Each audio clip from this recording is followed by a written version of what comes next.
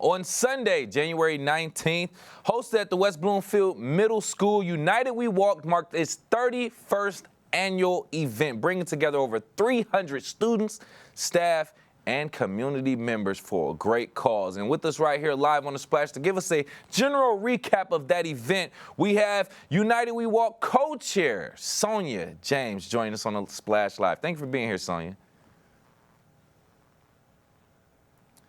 We appreciate you for being here. I think we're having slight technical difficulties with your audio right now. There we go. Now we can hear you. Hey, we appreciate you for being here, Sonia. I just want to briefly go through this event real quick with the little time that we do have. I want to start off with you being one of the main organizers of this event. Give us a brief overall reaction to the event itself in general. You know, my heart was full. It was full with gratitude. It was filled with excitement. It was filled with joy to see the number of families that came out to support United We Walk this year. Even though we were not able to walk outside, and we were still able to host a phenomenal community event. And for that, I am forever grateful to our West Bloomfield community, both our students, our staff, and our families in the community, but most importantly, my co-chairs and our student co-chairs for United We Walk.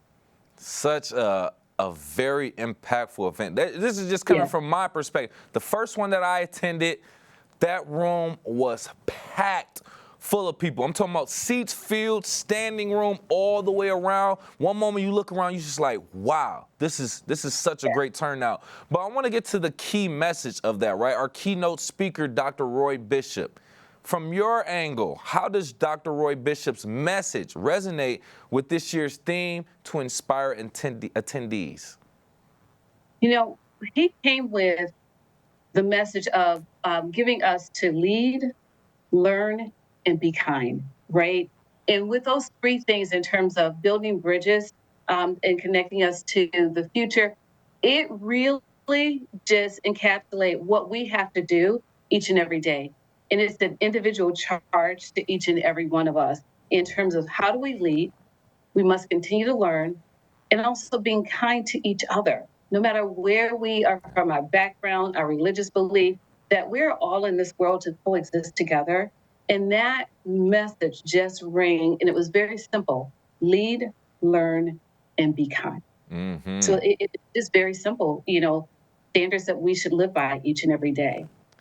When I walked around during that event, I noticed there were a lot of different moving parts. We had a bunch of different organizations. We had donation tables. We had activity tables. I mean, literally so much going on. But one area of that event I want to focus on briefly is some of the activities for the kids and the students and things of that nature. How do you feel like student activities and children activities, like the button or the medallion contest that was going on, how do you feel like that contributes to the overall mission event?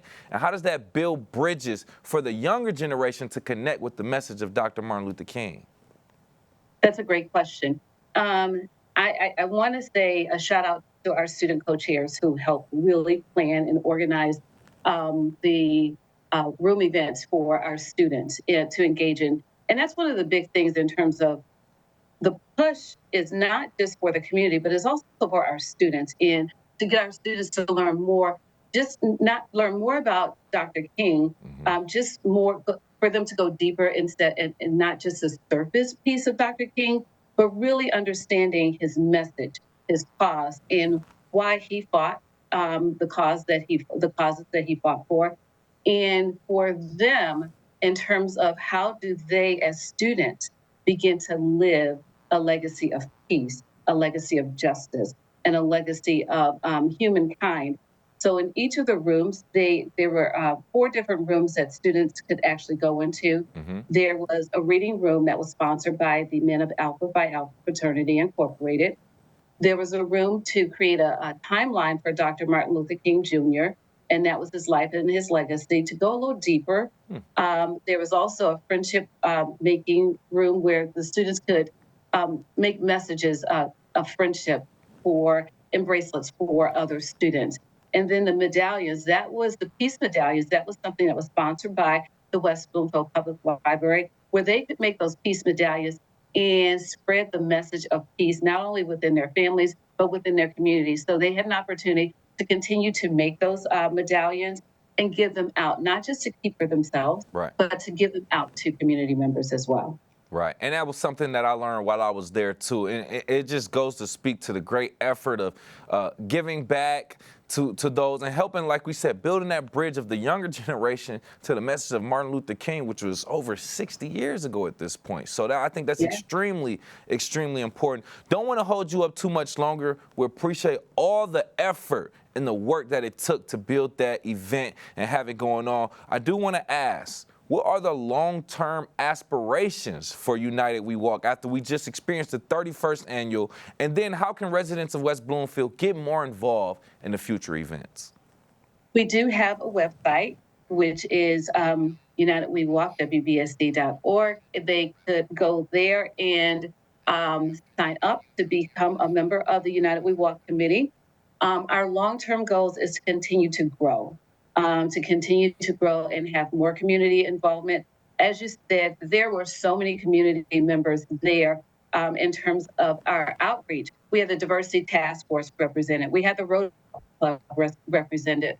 We had Great Smiles dental office there represented. We had it's WB Has Heart, which is a student-led initiative. They were there representing some of the things that we're doing at WBSD, the high school.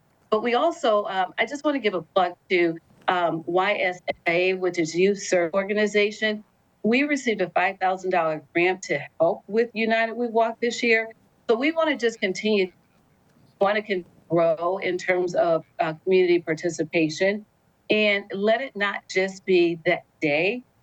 Just looking at all of the different activities that go into building West Bloomfield as a community and looking at what we have, our relationship with our diversity task force as well, and just continue to grow as a community. Because one thing we do know about West Bloomfield is we are diverse. And one thing we do know about West Bloomfield is we know how to come together as a community. So as we continue to build bridges, not only with United We Walk, but with other organizations, West Bloomfield, we welcome everyone's participation. I gotta be honest, Sonia, as someone who's an outsider to West Bloomfield, as I went to that event, events like that in general that I'm a part of help make me feel like I'm home. It makes me feel like everybody, it almost makes me feel like I know everyone here. This is where I'm supposed to be. So that environment, that hospitality, that energy that you all created, it speaks volumes. So thank you. Thank you again for everything that you and your entire committee did. Thank you. And thank you for having us. And thank you for being there. We Absolutely. are CCTV as well.